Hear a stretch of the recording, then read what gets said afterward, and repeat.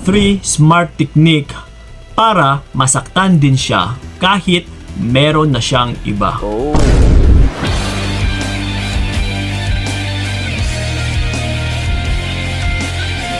Yon, what's up?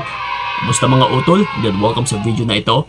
So nandito na naman tayo, dagdagan ko na naman ang inyong mga kaalaman. No, lalong-lalo na talaga sa larangan ng pag-iibigan. So ganun pa man sa pamagat natin, na which is smart technique. Sa salitang smart utol ay nagpapahiwatig po ito na sa pamamagitan na gamitin natin ang ating isipan. Yes. Dahil sa technique na ito utol, tatlong bagay lang naman, no, yung ipapagawa ko sa inyo. Natiyak, once na magawa mo ito, ay masasaktan din ng lubusan yung partner mo. Or kahit ex mo na kahit meron na siyang bago. Yes. So ito ngayon, di ba kapag naloko tayo, iniwan, or inaayawan is napakasakit nga nito. Yung tipong parang hindi mo matatanggap, no? Yung tipong mabibigla ka. So ngayon, ang automatic na response ng ating sarili ay maghahabol. Magsisik ng kasagutan. No, teka lang. Bakit mo ginagawa ito sa akin? Ano ba yung nagawa kong pagkakamali? Ano ba yung mga pagkukulang ko sa iyo? 'Di ba? So may mga ganon. Na kung kakausapin mo yung partner mo na nagloloko na meron ng bago ay wala ka ring makuhang tamang sagot dito. Kasi utol, once na kinausap mo yan, tiyak, wala rin siyang ibang papanigan, wala rin siyang ibang dedepensahan, kundi yung sarili niya. Diba? So ngayon, kung kakausapin mo siya which is waste of time. So ito ngayon ang ipapagawa ko sa inyo, isa-isahin po natin na tatlong bagay na kapag magawa nyo talaga yung isa, dalawa at saka pangatlo, ay tiyak masasaktan yung partner mo. Hindi pwedeng isa lang, hindi pwedeng dalawa lang, hindi pwedeng yung pangatlo lang, kundi yung tatlo kailangan ay ipagsabay nyo po ito. So ito ngayon, wag na nating papatagalin pa. Na yung una sa lahat ay huwag humangad ng explanations.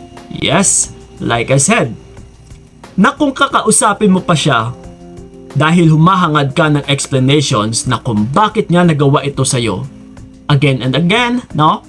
Wala ka pong makukuhang tamang sagot dyan sa partner mo. Lalong-lalo na kapag yung taong nagloloko.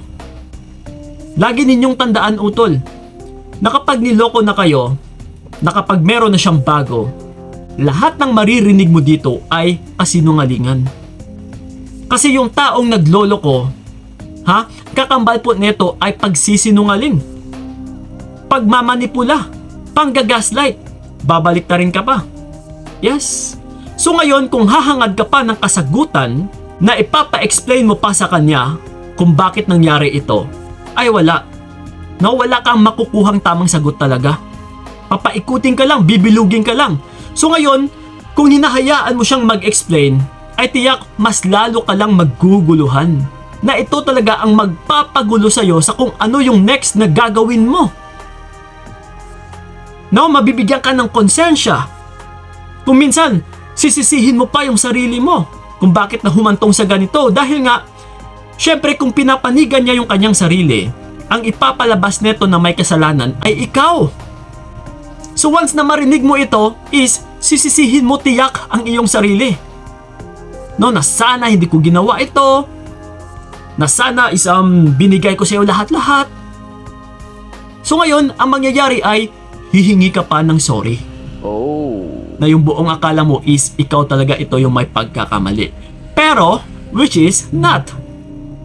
No? Na hanggang pambabaliktad lamang ito.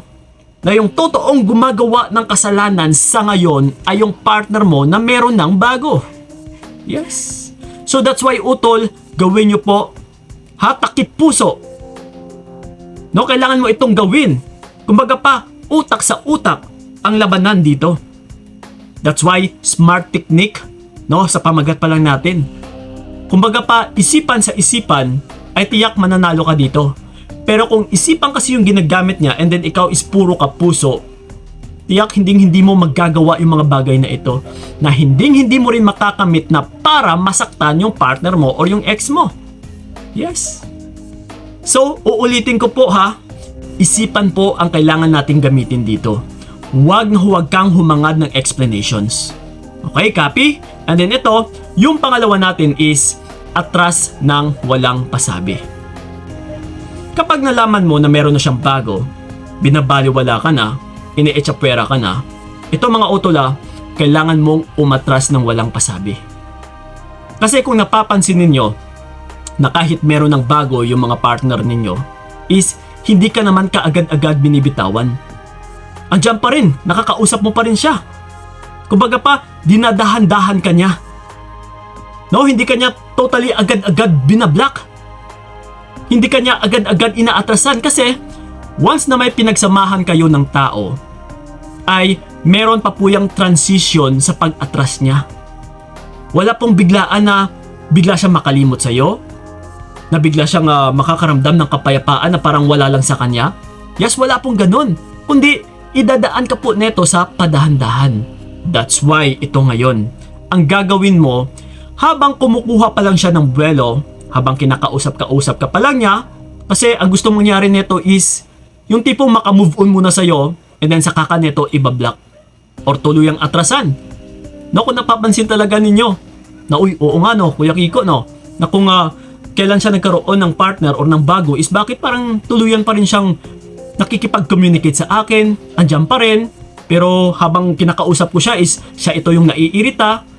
Pero the question is, bakit hindi ka niya agad-agad inaatrasan? Kasi nga kumukuha pa yan ng buwelo.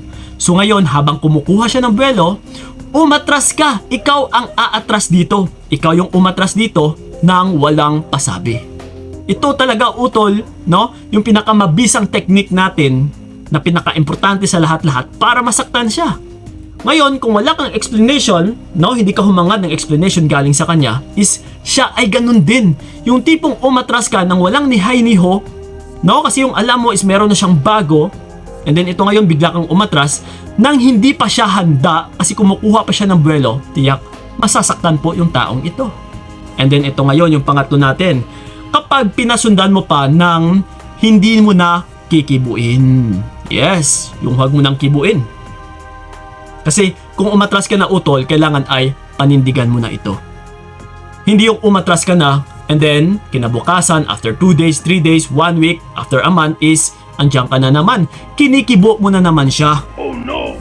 So kung ganito, no, na andyan ka lang din naman, ang ginagawa mong pag-atras ng walang pasabi ay magiging useless. Mauuwi ang lahat sa wala. So sayang lang ang pinaguran mo utol. Sayang lang yung technique, no, nagawain na ito. Na instead na kaya mo na sana, na instead na pinush mo talaga, na pinorsige mo talaga, and then sa isang pangangamusta niya lang, no, and then naging responsive ka, ay wala. So that's why tatlong bagay po ito na kailangan mo talagang gawin ng step by step. Hindi pwedeng tumalon ka, hindi pwedeng isa lang ang gagawin mo, kundi yung tatlo na ito. Ha? Huwag nang humangad ng explanations, umatras ng walang pasabi, at saka huwag mo nang kibuin. Dahil ang tatlong bagay na ito utol ay pinaka-importante po yan kapag gusto mong masaktan yung isang tao na meron ng bago. Para makahiganti ka rin kung gusto mong humiganti.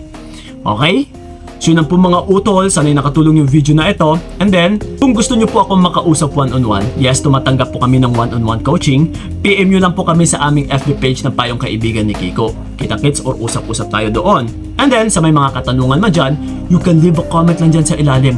Lalong-lalo na sa aming YouTube channel dahil dyan po kami sumasagot. Maraming salamat, so ingat kayo. God bless and babush! Mas mabuti nang bitawan ka para wala nang pait. Hanggang dito na lamang kung nakayanan ko, nakawakan ang naranasan ko, bibitawan para malaman.